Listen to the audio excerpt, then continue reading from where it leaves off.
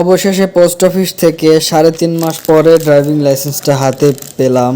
নিজেকে এত খুশি লাগতেছে যা বলার মতো না। এত মামলা খাইছি এই ড্রাইভিং লাইসেন্সটার জন্যে, তা হিসাব করতে পারবো না। পোস্ট অফিস থেকে একটু আগেই আমাকে কল দিয়েছিল, এজন্য আমি আর দেরি করতে চাচ্ছি না। যত তাড়াতাড়ি যাব, খুশি নিয়ে টান টান উত্তেজনার মধ্যে ড্রাইভিং লাইসেন্সটা হাতে পাবো। এর থেকে খুশি আর কি হতে পারে একজন বাইকারের জন্য।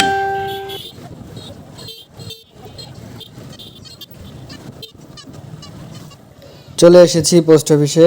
এটাই দেখতে পাচ্ছেন আমাদের নগরকান্দা 7840 আমাদের পোস্ট কোড। এখন গিয়ে নিয়ে আসি। আসসালামু আলাইকুম। একটা ড্রাইভিং লাইসেন্স আসছিল, ফোন দেওয়া হয়েছে আমাকে। রিয়াদুল ইসলাম, রিয়াদ।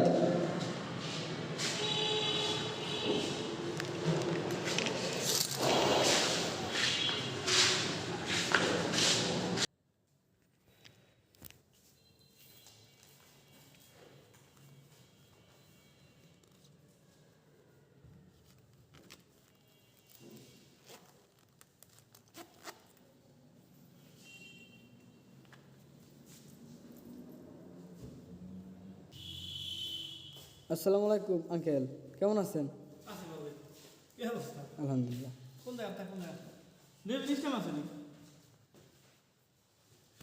ভাঙা গেছিলাম। গাড়ি কিনছিলি নাকি? হ্যাঁ হ্যাঁ, দেখ ভালো আছে। গাড়ি নিচে কত? 3.5 লাখ। এই নাকি রেজিস্ট্রেশন নেবে নাকি? না, ওই ড্রাইভিং লাইসেন্সের আবেদন করছিলাম তো, ফোন দিছে আবার। হ্যাঁ, পোস্ট অফিসে আসলে ঠিক আছে না? ওকে। খুলে দেখে নিল না?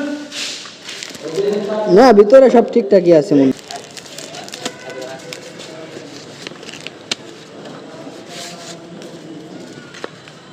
ইরে ভাই, কত খুশি যে লাগতেছে ড্রাইভিং লাইসেন্সটা দেখে, তা বলার মতো না।